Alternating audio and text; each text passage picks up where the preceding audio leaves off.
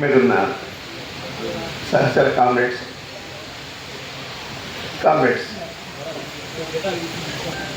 మిత్రులారా, ఈనాడు మనం మాట్లాడుకుంటున్నటువంటిది భారతదేశంలో విప్లవోద్యమంలో ప్రముఖులైనటువంటి అగ్రనాయకులైనటువంటి లో ఒకరిగా ఉన్న కామ్రేడ్ సిపి గారి రచనల గురించి.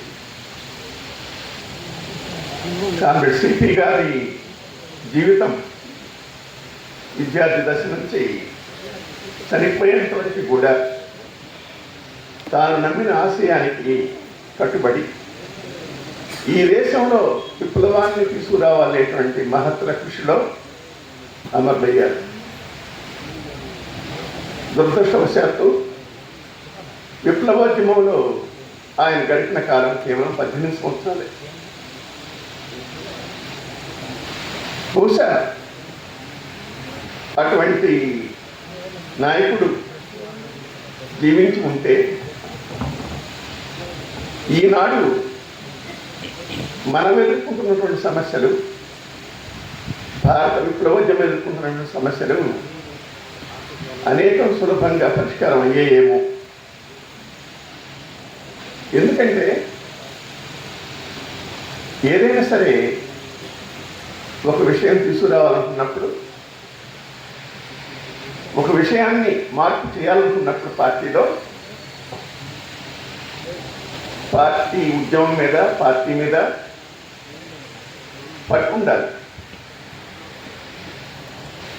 అటువంటి పట్టున్నటువంటి నాయకులు మనకి ఇప్పుడు కనిపించట్లేదు.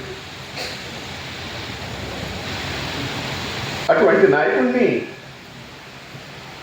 అత్యంత తొందరగానే మనం కోల్పోవటం అనేటువంటిది భారత విప్లవోద్యమానికి తీరని నష్టం.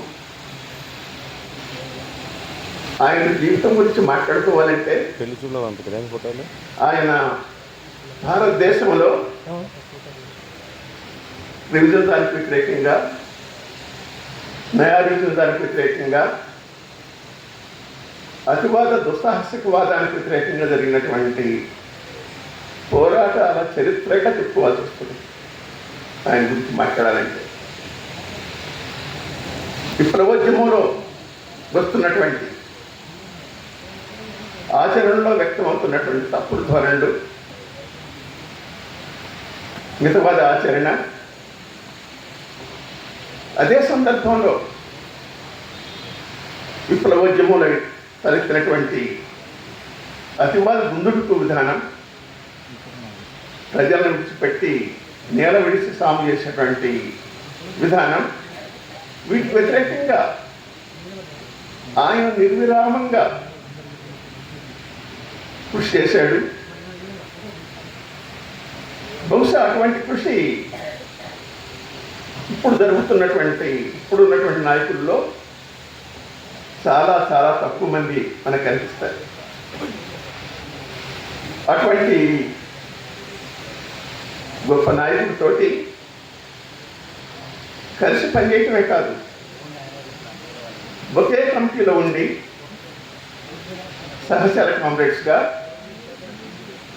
పనిచేసేటువంటి అదృష్టం నాకు కలగటం నేను ఒక జీవితంలో మర్చిపోలేనటువంటి గొప్ప విషయంగా భావిస్తున్నాను.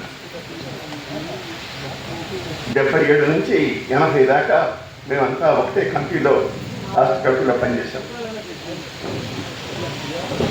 ఆయన మా నాయకుడిగా ఉన్నాడు. మనం నాయకుల్ని ఎవరిని కూడా మార్క్స్ దగ్గర నుంచి మావు దాకా, లేదా కమ్యూనిస్టు విప్లవోద్యమ నాయకుల్ని ఎవరిని కూడా దేవుళ్ళను చేయకండి. వాళ్ళు దేవుడు కాదు, వాళ్ళు కూడా మనుషులే. తప్పులు ఉంటాయి, మంచి చెడ్డలు ఉంటాయి. మన మంచిని స్వీకరిద్దాం, చెడును విడిచిపెట్టేద్దాం. అలాగే ఆయన రచన, ఆయన కానీ వేరొకడు ఎవరు రాసినా ఆ రాసినటువంటి రచనలు ఆనాడున్న పరిస్థితులు ఏమిటి, ఆనాడు పార్టీ ఇంటా బయట ఎదుర్కొంటున్నటువంటి సమస్యలు ఏమిటి అనేటువంటి సమయం, సందర్భాన్ని దృష్టిలో ఉంచుకొని అర్థం చేసుకోవడానికి ప్రయత్నం చేయాలి. అలా కాకుండా ప్రతి మాట శాశ్వతంగా అదొక బైబిల్ గీతలాగానో భగవద్గీతలాగానో చూడకూడదు. మార్క్సిజం అనేటువంటిది పిడివాదం కాదు, ఒక సజీవ శాస్త్రం. అది నిరంతరం అభివృద్ధి చెందుతూనే పోతుంది. మానవ సమాజం అభివృద్ధి ఎలా జరుగుతుందో, మార్పులు జరుగుతున్నాయో, అలాగే పరిస్థితులు మారినటువంటి సందర్భంలో వాటికి తగిన విధంగా అవసరమైనటువంటి మార్పుల్ని చేసుకుంటూ సిద్ధాంతం అభివృద్ధి చెందుతుంది, మరింత పరిపుష్టం అవుతుంది. అలా కాకుండా యాంత్రికంగా సమయం, సందర్భం లేకుండా పదాలను పట్టుకొని కోట్ చేయటం కానీ పేర్చుకోవటం కానీ సరైనది కాదు. అది మార్క్సిస్ట్ మహోపాధ్యాయులకే కాదు, విప్లవ నాయకులకు కూడా, రచనలకు కూడా వర్తిస్తుంది.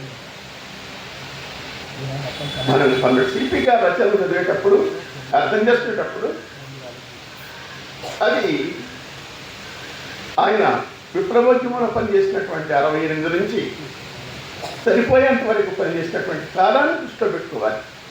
ఆనాడున్న పరిస్థితులు, ఆనాడు వచ్చినటువంటి సమస్యలు ఏమిటి, ఆనాడు వచ్చినటువంటి చర్చలేమిటి, వాదనలు ఏమిటి అనేటువంటి నేపథ్యంలో చూసి అర్థం చేసుకోవడానికి ప్రయత్నం చేయాలి.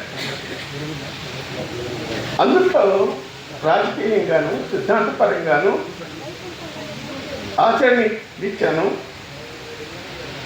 మంచి విషయాలని మనం గుర్తించాలి, అభివృద్ధి చేయాలి. అది అక్కడ ఆగిపోదు. అక్కడ ఆగిపోతే అది సజీవంగా ఉండదు. ఎందుకంటే పరిస్థితులు నిరంతరం మారుతుంటాయి.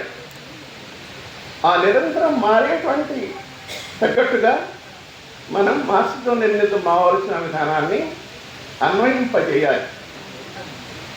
ప్రపంచంలో సమానంగా లేదు, భారతదేశం కూడా ఒకే విధంగా లేదు, దేశం అంతా ఒకే రాష్ట్రంలో కూడా పరిస్థితులు ఒకే విధంగా లేవు.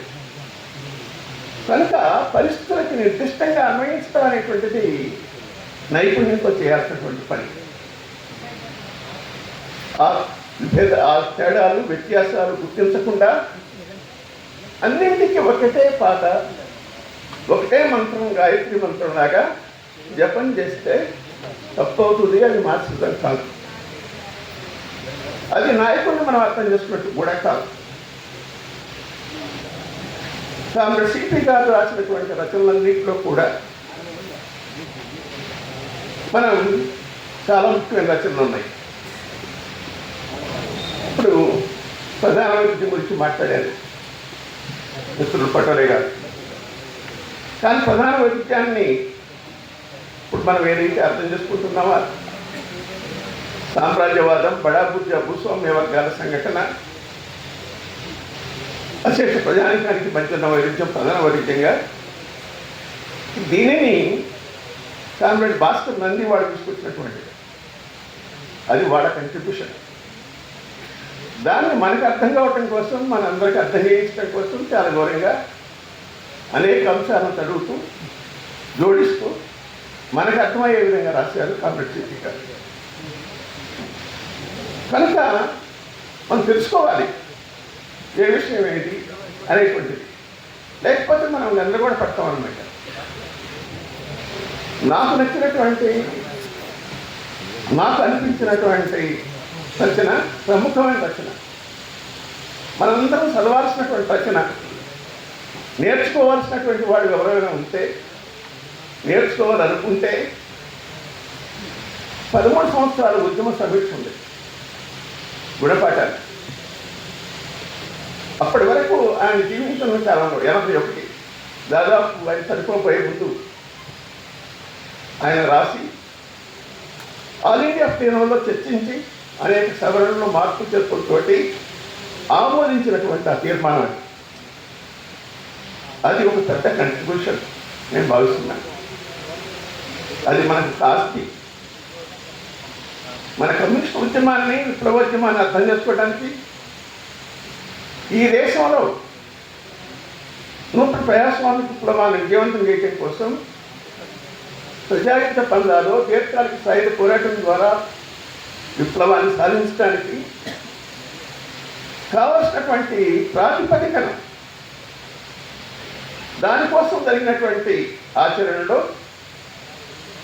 నయా రీజన్తో తేలింపు చేసుకున్న తర్వాత వచ్చినటువంటి ఎట్లా కొట్టుకుపోయాం అతివాదాలకు మితవాదాలకు కూడా సరైన విధంగా చర్చించకపోవటం వల్ల ఎంత నష్టం జరిగింది అనేటువంటిది అందులో వివరంగా చర్చించడం జరిగింది ఆ తీర్మానంలో 13 సంవత్సరాల గుణపాఠంలో. అది 68 నుంచి 1981 దాకా 81 ప్లీనం ఆల్ ఇండియా ప్లీనంలో దాన్ని ఆమోదించడం జరిగింది. ఇది స్థూలంగా మొత్తం వివరంగా కాదు కానీ స్థూలంగా భారతదేశంలో విప్లవోద్యమాన్ని ఆ 13 సంవత్సరాల కాలంలో జరిగిన దాన్ని అర్థం చేసుకోవడం తోడ్పడతాం. మనం నయా నిధుల నుంచి విడిపోయేటప్పుడు రావాల్సిన పద్ధతుల్లో, చేయాల్సిన పద్ధతుల్లో నిర్మాణయుతంగా రాజకీయ సిద్ధాంత పోరాటం చేయలేదు అనే విషయం అందులో ఉంటుంది. నక్సల్వారీ ఉద్యమం తర్వాత పశ్చిమ బెంగాల్ కమిటీ సిపిఎంతో తెరవేంపు చేసుకుంది. భారతదేశం నూతన ప్రజాస్వామిక విప్లవం, ప్రజాయుద్ధ పందాలు ఉంది, సాయుధ పోరాటం మొదలుపెట్టాలి అనేటువంటి అవగాహన తప్ప అసలు భారతదేశం మొత్తం ఎట్లా ఉంది, భారతదేశంలో అసమానతలు ఎలా ఉన్నాయి, అక్కడ ఉన్నటువంటి విధంగా ఏ విధంగా విప్లవోద్యమాన్ని డెవలప్ చేయాలి, ఏ విధంగా సాయుధ పోరాటాన్ని మొదలుపెట్టాలి అనేటువంటి లోతైనటువంటి అవగాహన చర్చ జరగల ఆ రోజున. అంతర్జాతీయ విషయాల మీద చర్చ జరిగింది. చైనా కమ్యూనిస్ట్ పార్టీని బలపరుస్తూ చర్చ జరిగింది. దేశంలో నయాలిజానికి వ్యతిరేకంగా నక్సల్బరీని బలపరుస్తూ చర్చ జరిగింది.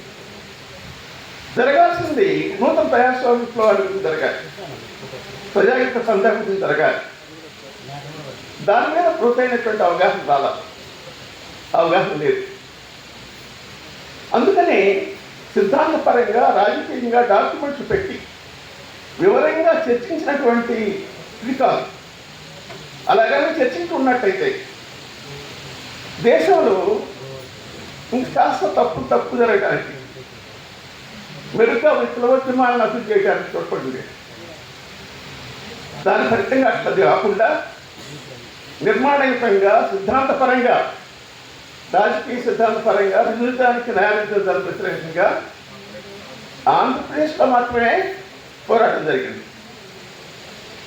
ఆ పోరాటానికి నాయకత్వం వహించినటువంటి వాళ్ళలో కామ్రేడ్ సిపి గారు ఒకరు, కామ్రేడ్ దేవులపల్లి వెంకటేశ్వరరావు గారు కానీ, తరిమల నాగిరెడ్డి గారు కానీ, పల్లా వెంకయ్య గారు కానీ వారు కూడా ఉన్నారు ముఖ్యుడిగా. ఆ విధంగా కింద జిల్లా మహాసభల దగ్గర నుంచి రాష్ట్ర మహాసభలు ఆల్ ఇండియా ప్లీనం వరకు జరిగింది. మన రాష్ట్రంలో కూడా మెజారిటీ జిల్లా కమిటీలు రాష్ట్ర ప్లీనంలో, పాలకుల ప్లీనంలో మెజారిటీ సీఎం నుంచి మన వైపు వచ్చారు. వీళ్ళందరినీ విప్లవోద్యమం నిలబెట్టుకోలేకపోయింది. మరోవైపు చాలా అతివాదం అప్పటికే గాడి తప్పి ప్రయాణం చేయడం మొదలెట్టింది. పరిస్థితి అంచనా వేయడంలో అంచనా వేసాం అందరం. 13 సంవత్సరాలు గుణపాఠాలు జరిగితే మీకు అర్థమవుతుంది. మనం కూడా ఎట్లా గుణపాఠాలు చేసాం, గుణపాఠంలో చూస్తున్నాం, ఎట్లా అంచనా వేసాం, తప్పు అంచనా, అతంచనా పరిస్థితి మీద. చాలామంది గారు ఎట్లా అతంచనా వేశాడు అనేటువంటి విషయాలు మనకు తెలుస్తాయి. మనం కూడా ఎట్లా అతివాదం వైపు కొట్టుకుపోయాం అనేటువంటి విషయాలు ఆ డాక్యుమెంట్ చదివితే మీ అందరికీ అర్థమవుతాయి. మనం కూడా తక్షణ కార్యక్రమం రాష్ట్ర ప్లేనంలో ఆమోదించుకున్నాం సదస్సులో. ఏప్రిల్లో, జూన్లో సాయుధ పోరాటం మొదలుపెట్టామన్నాం అనుకున్నాం. 2 నెలల్లో సాయుధ పోరాటానికి ప్రజలు సన్నద్ధం చేయడం సాధ్యమవుతుందా? అటువంటి ఆలోచనలో ఉన్నాం అన్నమాట. మనం తెలియకుండానే కొట్టుకుపోయాం మనం కూడా. చారుమూజుందార్ గారు అయితే ప్రయాసం గారు పనికిరావన్నాడు, ఆర్థిక పోరాటాలు పనికిరావన్నాడు, అసలు అడవుల్లో వ్యూహాత్మక ప్రాంతాల్లో పనిచేయటమే జంగల్ థియరీ అన్నాడు, ఆర్థిక సిద్ధాంతం అన్నాడు, వర్గశక్తి నిర్మూలనే సర్వస్వం అన్నాడు. వర్గశక్తి నిర్మూలన అనేది వర్గ పోరాటం యొక్క అత్యున్నత రూపం అన్నాడు. వర్గశక్తి నిర్మూలన ద్వారానే గెరిల్లా పోరాటం ప్రారంభమవుతుంది, స్థావర ప్రాంతాలు ఏర్పడతాయి, మన విముక్తి ప్రాంతాలు ఏర్పడతాయి వర్గశక్తి నిర్మూలన కథ చేస్తే అని ఈ విధంగా వచ్చారు. అటువంటి స్థితి నుంచి అటువంటి వాటన్నిటినీ వ్యతిరేకించి నిలబడింది ఆంధ్రప్రదేశ్లో కమ్యూనిస్ట్ పార్టీ. ఇది ఆనాటి చరిత్ర. ఇందులో మనం కూడా తప్పులు చేశాం. మనం కూడా ప్రజా ఉద్యమాలతో సంబంధం లేకుండానే, కేడతో సంబంధం లేకుండానే దళాలు ఏర్పాటు చేయడం, సాయుధ పోరాటం ప్రారంభించడం ప్రకటించడం జరిగింది. తర్వాత ఇది ఆత్మరక్షణ సాయుధ పోరాటం అనుకున్నాం, తర్వాత ప్రతిఘటన పోరాటం అనుకున్నాం 77 వచ్చినప్పటికీ. దాని తర్వాత ఈ ప్రతిఘటన పోరాటం అంటే అన్ని ప్రాంతాల్లోనే కాదు, మైదాన ప్రాంతాలకు కూడా విస్తరించారు. ఇక్కడ మనం గుర్తుపెట్టుకోవాల్సింది ఏంటంటే, ప్రతిఘటన పోరాటం అనగానే దళాలు తుపాకులు గుర్తొస్తాయి. 13 సంవత్సరాల గుణపాఠ చదవండి. అందుట్లో గోదావరి లోయలో